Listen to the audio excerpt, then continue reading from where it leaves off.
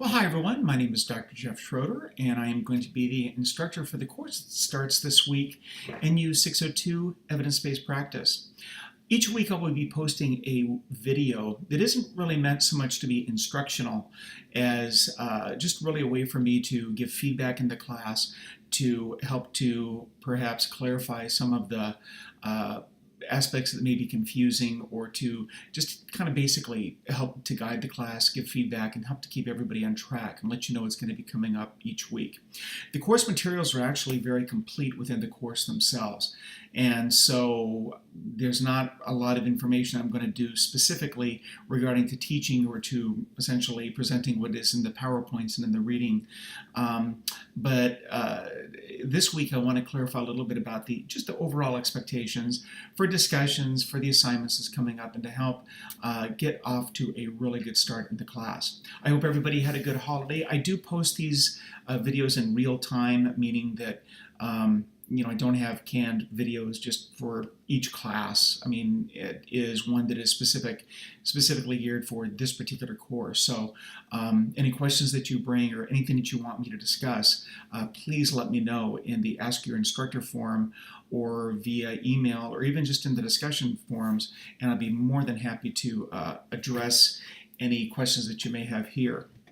Evidence-based practice is it's a term that we've all used. I'm sure that we've all either at least have had some orientation to it if we haven't actually participated in evidence-based practice discussions within our organizations.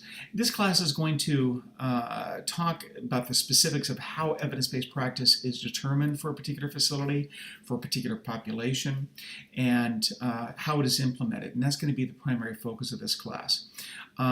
Discussion questions. I think that everybody is probably in this course has at least had a few classes with Sacred Heart here, so you pretty much know the drill at this point. Discussion question responses, the initial discussion question response is due by Wednesday of each week. A minimum of 2 responses to peers throughout the week. In other words, not all posted on the same day, so participation throughout the week will garner a higher score than participation that is all done in just 1 or 2 days a week. Remember, participation post must exceed the minimum in order to make full credit. So if you want to get 100%, it means that you have to post more than just the 2 discussion questions on the 2 days. That's the minimum. That will get you a good score. But to get a perfect score will take a little bit more than that. I do score based on content, not just the number of responses, so be aware of that also. Each week, particularly this first week, I'll be giving quite a bit of feedback in the class, because this is the jumping off point. In the week 1 discussion, you're going to be identifying a nursing problem, something that is a issue in nursing where evidence-based practice could be applied, and then you're going to be developing what's called a PICO question, or a PICO statement. PICO stands for, it's an acronym that stands for population, intervention, a comparison intervention, and in other words, that we're going to you have to identify things that you're going to compare so that you can measure outcomes. What is the idea is to have an improvement in outcome, and then ultimately we're going to be identifying a time frame for how long you're going to be taking to implement this evidence-based practice, this PICO statement. In this first week, you don't necessarily have to use a PICO that you're going to be using through the entire class. It can be something that is a different topic. You may choose a different topic for your assignments later on in the course.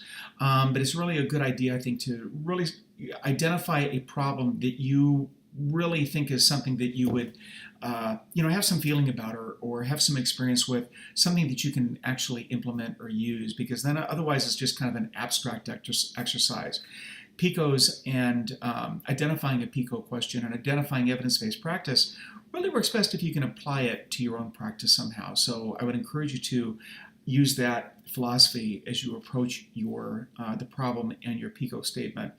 A PICO is essentially, it's very similar to the statement that you would use either in nursing research or even in a nursing care plan. The difference here is that in a care plan, or when you're trying to identify the best practice intervention, when you're dealing with a patient, you're just dealing with one patient.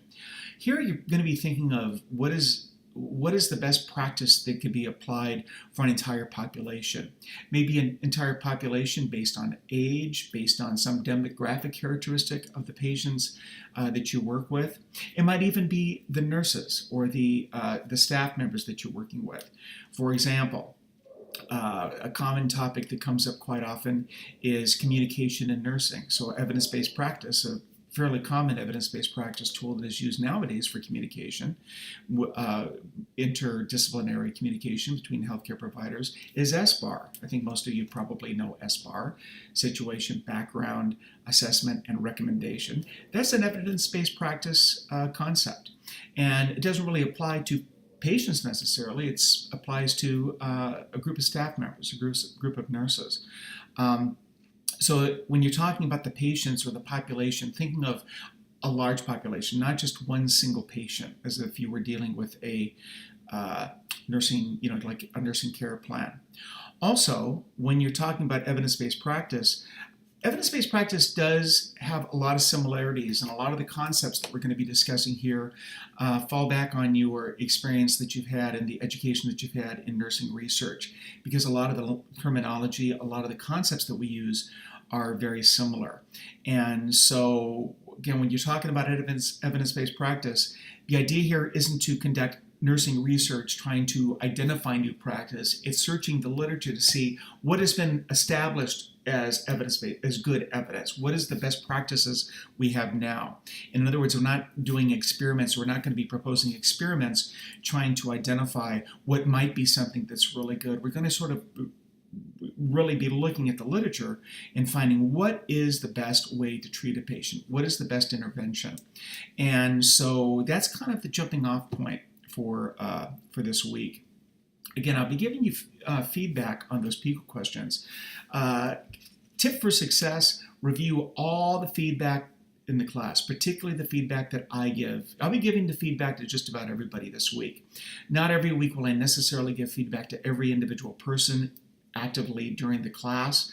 I don't like to take over the class that way. I like the class discussions to flow primarily from the students, and then I highlight and ask new questions or give feedback as needed. But this particular week, it's kind of important to really get off to a good start and understand how to write a really good PICO. Although you'll see that there are different ways to write a PICO question. Ultimately, this format that we use here, the problem components will need to be identified for your evidence-based practice paper, and I'll be discussing that in future weeks. I don't want to overload with you with too much information right now and make things overwhelming. Really just understanding the PICO and understanding how to identify a problem and coming up with a good intervention and understanding how to identify a comparison for that intervention. That's quite enough for this week, I think. Some things to keep on your radar screen. I did post an announcement from Jeffrey Strasniak, who is the librarian for Sacred Heart University. In next week, I believe it is, or week 3 now. I'd have to look at, in upcoming, you have your experiential paper, which is a interview with the librarian. The librarian here at Sacred Heart University does webinars, and you can go ahead and use that webinar as that with a librarian. So you want to schedule that early. Make sure that you can get in and make sure that you can get your meeting with the librarian. It doesn't necessarily have to be a meeting with the librarian here from Sacred Heart University. It can be a librarian from, for example, if you work at a large institution or a teaching hospital, you probably have a librarian on staff. You can use that librarian as well. But it's important to have that conversation where you're going to be learning about and identifying how to find information. And finding information is really what this class is all about, trying to increase your expertise for identifying peer-reviewed information. So when you're searching for information, remember to use the databases. We now have, and there's a link in week 1 to the TRIP databases. EBSCO is another database that is within the Sacred Heart University.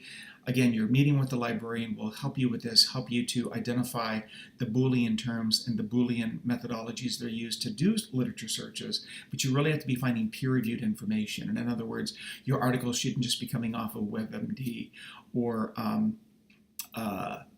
don't know, any of the other more public domain, more the lay type of websites that we use for information. Should really be looking for evidence-based practice. That's really what this is all about. And that requires searching the nursing journals for established literature. Again, as you have any questions, please feel free to post them in the class. Mind you, I am on the West Coast. I actually live most of the time down here in Rosarito Beach, Mexico, and I work as a director of a nursing program in San Diego, so I cross the border every day. But the main thing here is that there is a 3-hour difference. So if you post a question, I generally will be checking for questions and emails, usually in the mornings, and then again in the afternoon, usually a couple times a day, but realize that there is a 3-hour time difference. So if you post something, say after, I don't know, after maybe, midnight, 11 o'clock or midnight, I'm not really going to see it until probably the next morning. So just realize that there is that time difference in there. I am available for phone consultation. I like video conferencing. If you want to meet with me one-on-one to discuss any aspect of the class, I am here for you. I'm excited to be an instructor. This particular video is running about this is a little long for what most of my videos would be. Most of them are going to be under 10 minutes probably. This one's going to come in and right at around 12 minutes, so I don't mean it to be a big time eater, but I do like to post my little tips for success and really help to give guidance. So remember, number one thing this week is to review the feedback in the class. Open up all the threads and look for the feedback, particularly the feedback that I give, because the feedback that I give to each student will help to guide you into understanding how to really come up with a good evidence-based practice question. And that's how we start this course. So I look forward to working with you. I look forward to being with you in class. Again, if you have any questions, feel free to let me know, and I will see you in the discussion forums.